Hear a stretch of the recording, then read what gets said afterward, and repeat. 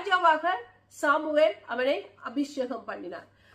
2 Samuel 5:12 படியாக சொல்கிறது.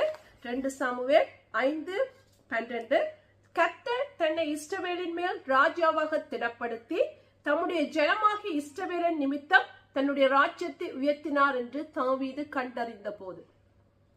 அங்கே 1 சாமுவேல் 16 அதிகாரம் 13 வசனத்தில் அவன் ராஜாவாக சாமுவேல் அவனை அபிஷேகம் பண்ணினார். 2 சாமுவேல் 5:12 வரும்போதுதான் தாவீது உணர்ந்து கொண்டார் தன்னை ஆண்டவர் முழு இஸ்ரவேலுக்கும் ராஜாவாக மாற்றி வைத்திருக்கிறது. ஆங்கிலத்திலே வாசிக்க விரும்புகிறேன், மிகவும் அழகாக இருக்கிறது.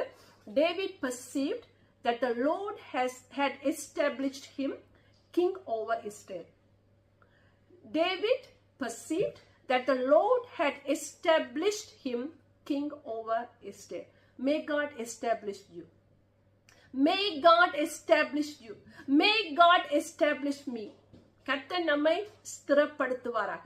அவர் என்ன சொன்னாரோ, எதற்காக அவர் அபிஷேகம் பண்ணினாரோ, அந்த காரியத்தின் ப்ரோசஸ் எல்லாம் முடித்து நம்மை அவர் ஸ்திரப்படுத்துவாராக.